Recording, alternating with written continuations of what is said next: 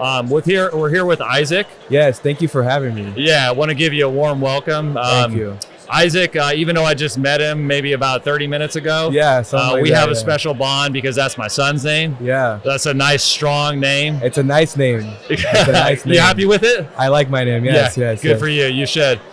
So that's a good foundation of us having a good conversation. Yeah, of course. The reason that invited you onto the Tax Pro Nation podcast, Isaac, is in our industry, we have a lot of people that we call them more experienced. Yeah. Some people might say that we're a little older. Yeah. And I noticed that you're a younger guy. You're here at the IRS Forum. You might actually be the youngest person here. I told them I think I might be the Have you checked around and seen Yeah, that? we walked around like the whole building, and I'm like looking around. Maybe I think I am the youngest here. Maybe, probably, most likely, yeah.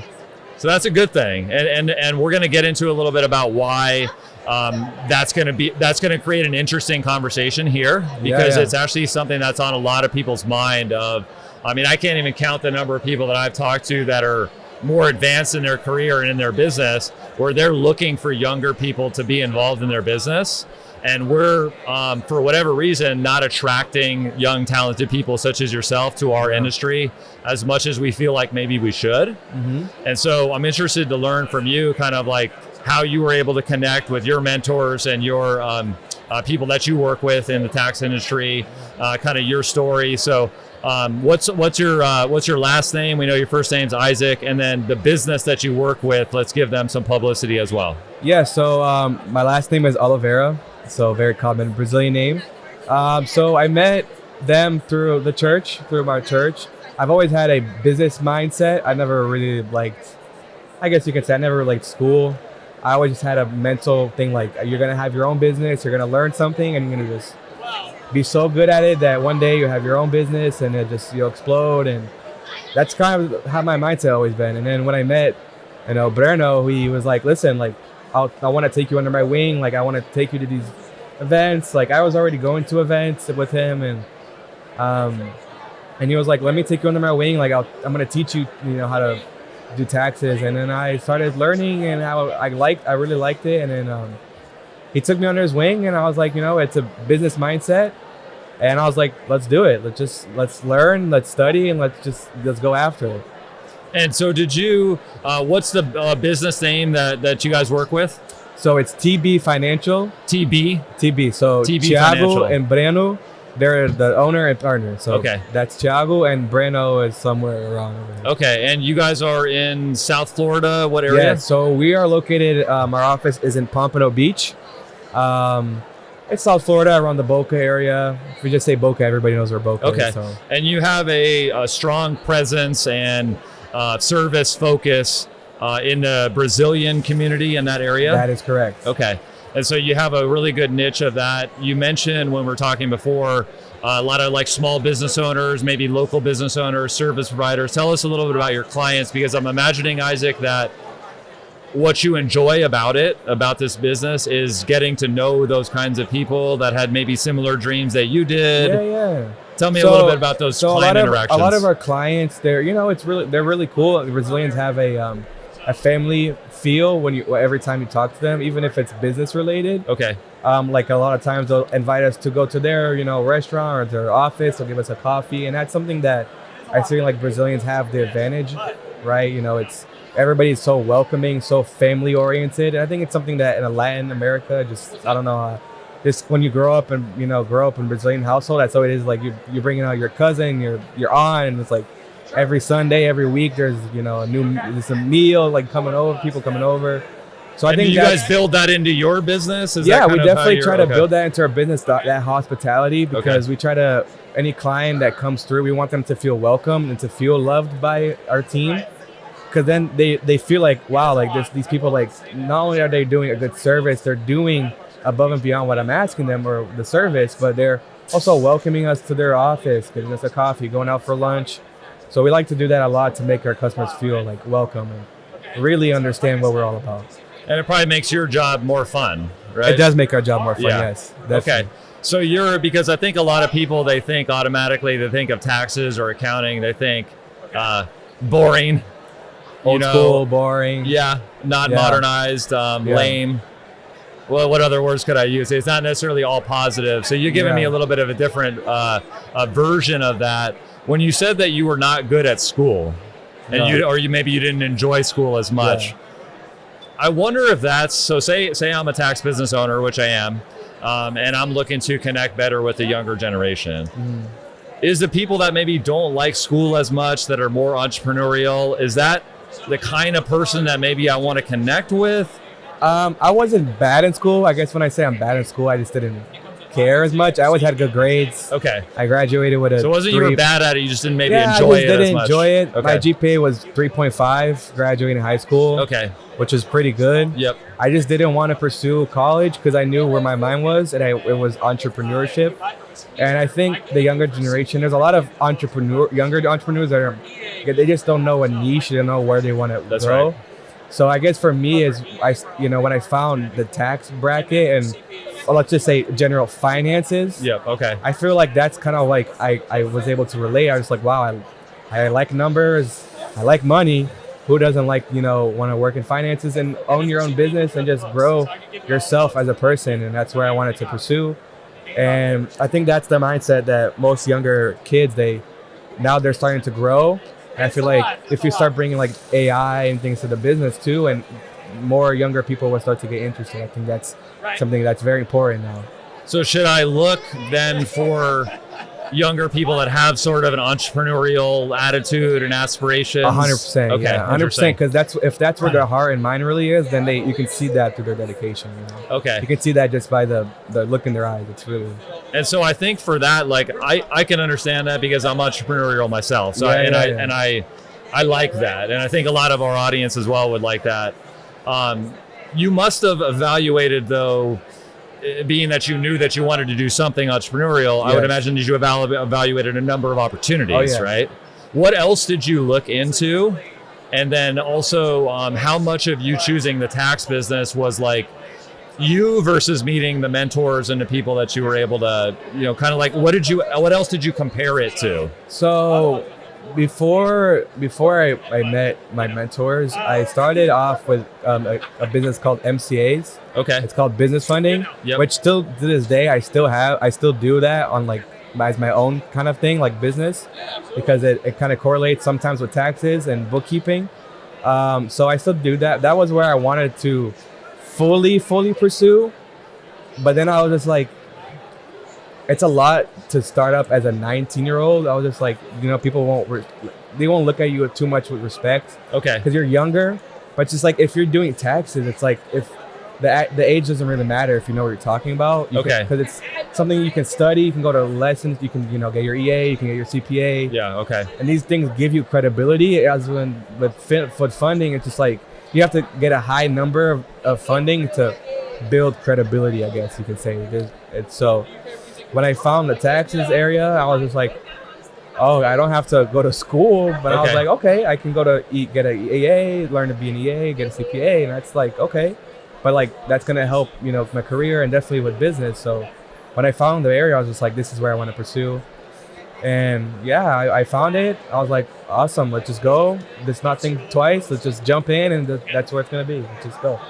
Yeah. And I mean, isn't it interesting with taxes and accounting too, especially as a younger person where, I started doing it when I was, I think 24, but my dad had always been in the business. So I would go and help him with different, passing out flyers or being in the office or seeing these type of things. And so taxes and accounting is so interesting as having an entrepreneurial mindset and especially with being a younger person, because you can see so many different types of businesses and like you can see how much money they're making, what their profit margin is, maybe what their quality of life is, like are they married, are they divorced, what's the grind that they go through, because every business, if it was easy, everybody be doing it, right? And our business 100%. We have challenges too, but you have kind of this wide view, right? Which I think at your age is like super interesting, right? Yeah. Like so when I first started doing taxes and reading how their life is, like seeing through everything,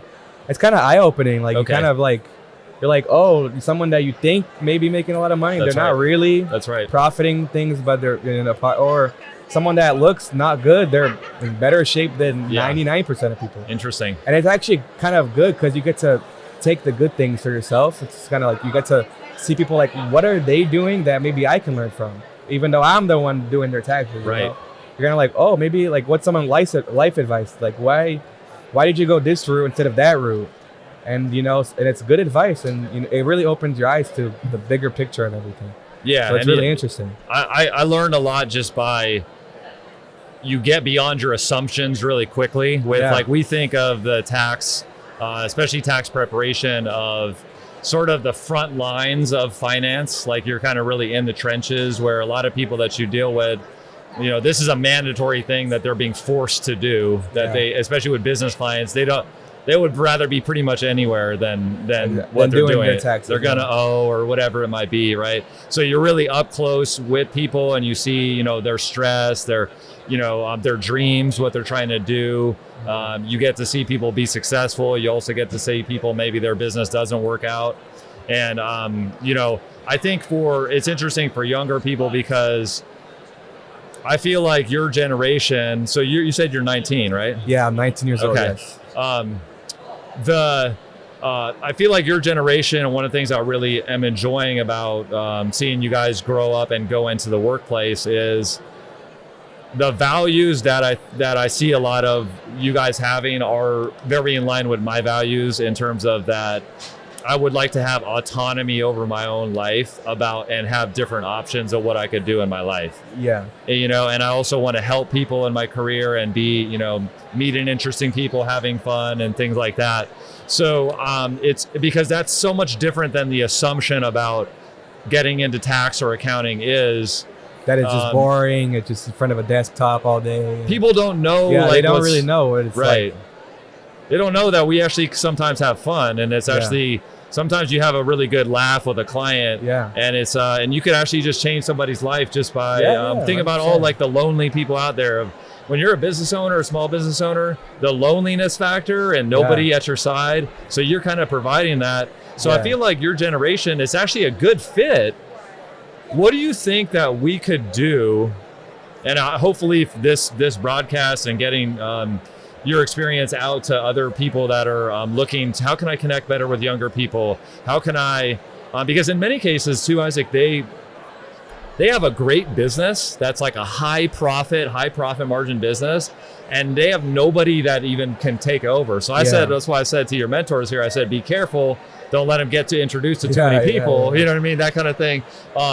What can we do to do a better job of, because sometimes you feel like, even right now, I feel like I'm trying to sell it to you and you're like, I'm already in the business, right? But what can we do to better connect with your generation and kind of at least inform you of something that, like, take a look at this, you know, take a look at this as an option, because when you look at your options, it actually has a lot of benefits. Yeah. So I always tell people, like, I don't think my mindset is so, like, what Gen Z, I guess they say, like, my mindset's totally different. I guess that's something that my parents put in my mind. But, interesting. Okay. But when it comes to, like, business wise, I feel like nowadays with AI, I feel like the number one captivator for younger people is just use AI to not only automate your business, but to captivate younger people, so to keep your business growing. So that's something that we're actually doing now, is we're looking at systems to automate doing returns, which actually obviously is easier for us, but in the future, long term, if you present to younger people like, hey, like, look at this AI system that we're implementing to our business, we could use someone younger to run it. Interesting. Because a lot of people my age too, they're kind of lazy. It's something that, so if you make the process lazy proof, like, it's just like, here's an AI system that will make your job a little easier, but things will get done efficiently, it'll be done correctly. Like, I think that's something that when I first started, we were doing like everything manual, and we're still doing things manually, but just like having now like options of AI and all these things, it's definitely interesting to see. Like, so you could be at the forefront of leading that in the business. Yeah, 100%, because it's like something that I guess younger generation understand. Like, ChatGPT was invented after COVID. If that make like it right, blew it's a up after COVID. post-COVID It's a thing. So did you post-COVID say, thing. not to cut you off, but did you say that most of the people in your generation, you feel like you don't think like them, or they do? I don't or think in like some them. way? Okay. And why do you say that? I think old school. I think my parents always brought that into like my head. Just like find something that you really want to do, get after it, and just be the best. And just like okay. Just and that's not become the common best. among your. Definitely not. No. Okay. No. And what is common? What's like the common viewpoint? thing? I want to be as lazy as possible, but still make as much money as possible. That sounds about right. That sounds about right. Well, the tax business will be perfect. Yeah, I guess. Once you get it automated. I guess. Okay. So that's kind of the thing. Like my generation is very. It's just very. Oh, okay. We have a live question. Hello, live question. Hello, viewer. Let him finish that thought though. So what's the thought? What's the common thought process? They're very lazy, and my parents always tell me to not be lazy. Okay. Because they always say when you have your own family, when you get older, and let's say you always wanted to run a company. When you run a company, you're a business owner, you don't have that option. It's just like you wake up, you go after it, you grind, make sure your family has food on the plate, like have a roof, take care of your wife, your kids, and that's something that I always just kind of tell myself, and I still tell myself like get off your phone, like stop don't be dumb, like you have things to motivated, do, go like it's more like discipline, like because motivation is something, it comes, it goes, but like discipline is like day after day, you wake up, you get after it, you go home, you're still thinking about something you can do the next week or tomorrow. So I think like that's something that's why AI is so big nowadays. It's dummy proofing everything, and it's getting things efficiently done. It's making businesses grow 100x. So AI so really if I is the talk future. about that, so let's say because that's obviously a big buzzword in our industry, but we have having a lot of older business owners is like the people in this industry that are the most successful are usually in like their 60s, 70s, 80s, or even 90s. Yeah. So you have people walking around that you wouldn't think that they're like a multi-millionaire. Yeah. And these are the type of businesses that these are, like the super high retention rate of revenue and business, right? And a high profit margin. Yeah. Which AI is possibly going to make even much more. So if we're talking about, because the lazy thing is interesting, right? Because in one way, I like lazy people. Yeah. Because they try to always find something The that's smarter easier. way to get something done. Which Yeah, I kind of like that, And but that's then why I also hate when people are lazy because it's against. I don't like. Like we need to get after it. We need to be good. So it's almost like.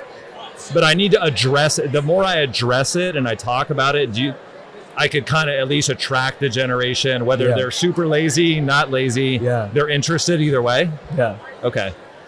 What of this conference, because AI, Isaac, has been, everybody's talking about it, but not everybody's using it, or they might be using it in ways that like don't even make sense, right? Or using it wrong. It's kind of like the meme with the guy at the gym where he's using the machine like totally, totally incorrectly. Yeah. You're doing like the neck press, but it's actually the leg, So what of this conference, like when you've walked around, that would be on that wavelength, that's actually kind of like impressed you, that you guys even might implement in your business, or is certainly like worth considering? What's like stood out to you? So we walked around. We've heard a few systems so far. We walked by the it's, oh my god, I don't remember the name. It's the booth where at ATX. I don't remember the company name. What impressed you about Walter Cooler? I think it is. Walter Cooler's okay. And they had their access program was very interesting. We walked because we all like tech. I like tech a lot myself. And when listening to them, they was like, oh, you can implement all the documents of your client, and it'll automatically fill out the return, personal or business. And I'm like, what could take 30 minutes to an hour, depending on how complicated, it can take 10 minutes to do, and you just review it. So I think people are just scared to use AI. Like they don't really understand what it is. So just like when you learn taxes, you have to learn how to use AI, right? So I think that was the automated data entry, because someone your age, in a way, you feel like, well, of course that should be happening, because you're just moving the data from one form to another. And even I'm being older, I think that, like, I'm like, what the heck are we? Why wasn't this invented earlier, right? Yeah. Well, why? But also, it's interesting because once you start using the tools, you see like, oh, it's only like 80% accurate maybe, and you don't realize that when doing taxes, what you do because you're in the business, 80% accurate is not. It's not it. Yeah. That could be causing like a massive even problem. 80% accurate, if you're saving 30 minutes to an hour, you can still revise it, and it's just like that time that you save. I feel like our biggest asset is time. That's right. Even me as a 19-year-old, I know that because Okay. I'm taught that. My parents always taught me like your biggest asset is your time. Okay. So if you're able to save your time, even if it's 80%, it's 80% correctly. Because obviously we could still make the mistake, and it will take longer manually putting it and then still revising.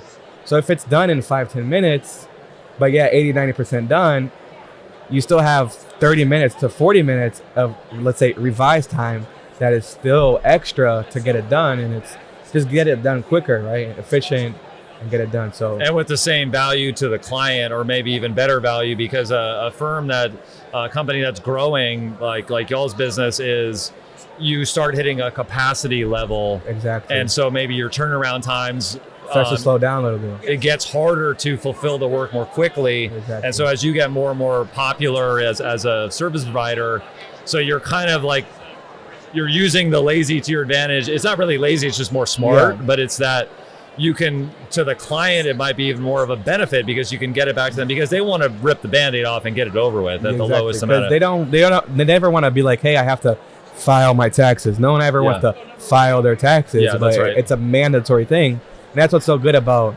the business. It's like, it's a mandatory thing. Just like, you don't have to go fishing for clients. It's like technically you still do, but they have to do it. So I think that's what's great about it. Yeah, we consider it kind of like a plumber, where it's like by the time I'm in your house, you already have a problem.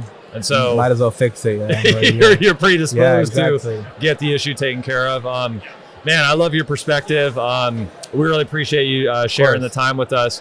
For a younger person, or even, maybe they're not 19, but maybe they're interested in doing like a career change or this kind of thing, but especially for a younger generation person, of looking at the tax and accounting industry as potentially an avenue of opportunity.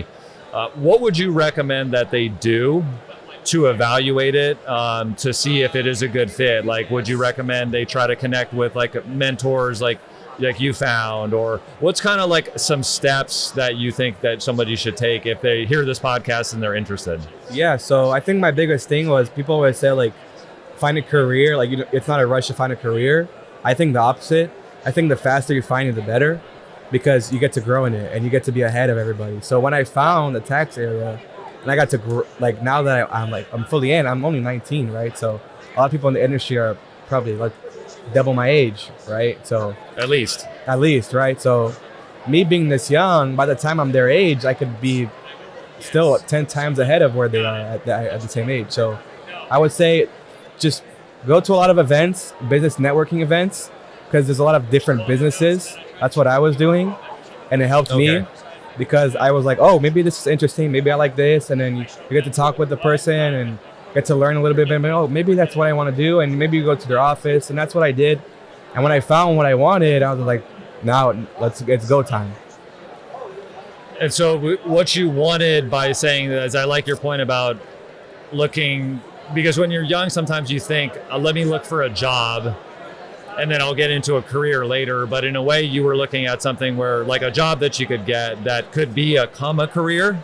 Is that accurate? Yeah, you had sort of an eye towards that? No, I just wanted to find something that I know I could grow in. Like, gotcha. Okay. Like I always wanted to have my own business, so I knew whatever I pursued I could have my own thing with. Yep.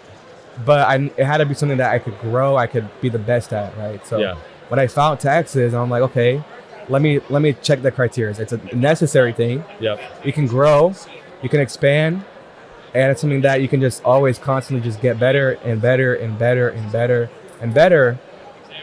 And it's a business that I could own in the future, right? Yeah. So fantastic. When I found, I like to have those criteria, because if they don't really follow it, it makes the process harder. But when I found it, and me being so young, I was just like, that's it. Like, just now I found it, head down, let's just work and get after it. Yeah, awesome. Well, thank you so much, Isaac, for joining us today on the Tax I think Pronation there's podcast. the question. Oh yeah, sorry, live question. What is it? I got caught up. I was like excited. I'm talking to somebody under 20 that actually, you know. The question is, which long-standing standards in the tax industry you feel have worked well, and which you believe do not work well, or even harm the industry? Long-term standards. What's like because you said you're sort of a mix of old school and new school, which is I think is going to be very interesting to our audience because it's appealing. But you have old school values in a certain way, and then you have new school looking for getting interested in automations. What do you think we've been doing as an industry, long-standing, that works well, and you respect, and you think we should keep, versus things that you want to see thrown out the window? I think things that we should keep is the urge to always learn. Okay. I think that my generation doesn't have that. I feel like that's a bad thing. I have that yearn to learn. That's why we're all here. We all want to learn more and get to know new things. I think learning is an old school thing. Nowadays, people don't want to learn, and they get lazy. Like I said, they're lazy. They don't want to learn. They don't want to get a book. Isaac's a real optimist, I tell you. Yeah. They don't want to learn what an advertisement. They don't want to learn the tax code. I'm like, how do you want to? You don't want that's basic things in the industry. That's something I think that's old school. Learning is now becoming a priority. It should be a priority. Okay. And then obviously the things that we should get rid of is just the old systems, the old customs, just send me your thing and then I'll do your tax and just doing it however. Yeah. I feel like that's something that's an old school long-term standard that needs to get rid of. Every client should be treated like their family because that's going to make them stay, and that's something that we've been doing, and it's been excellent because then you get to have fun too. At the end of the day, you don't want to have a career that you're not having fun in, because then what's the point? You could be making all this money, but it's you're stuck in an office 12 hours a day, 7 days a week. You don't get to go out. You don't get to go out with your wife or your family. It's just what's the point, So having fun is a big priority for sure. So having more fun is I think something that we should implement more, and something that's a long-term thing that we have is definitely studying. That should stay forever. Learning is number one thing. The more you learn, the more knowledge as well. So the more you learn, the more you're going to be able to just keep going. Awesome. So I'm happy to hear that we haven't been doing everything wrong. Yes, only most things. Yeah, no. So speaking of learning, what Isaac's journey is, it kind of reminds me of one of my first people that I hired and mentored. She was 17 when she started doing taxes, and actually her parents were our clients. And I noticed that she was really paying attention and kind of asking questions for her parents. And we ended up hiring her. She's still in the business today and has a great opportunity. So hey, Mariela, if you're watching this, hello. But the opportunity for Pronto Tax School, not to sell what we do, too much, but is to plug in to a training system and a place to learn all throughout your career. So if you have absolutely no experience whatsoever, that's not a problem. You can come in, you can take our training, you can connect with the community, you can meet interesting people just like Isaac right here, get some relationships going, learn about other people's experiences, and then grow all throughout your career, down the line when you're a business owner and you're hiring people and you're adding people. So we want to be able to empower whether you're young or more experienced, all along your life cycle of your tax career. We're never going to be the hero of that story, because you're going to be the hero, whatever you want to do. We just want to be the guide and the helper, just as to play a supporting role as you do that. So really appreciate your time to just share your perspective and your story. This was very awesome.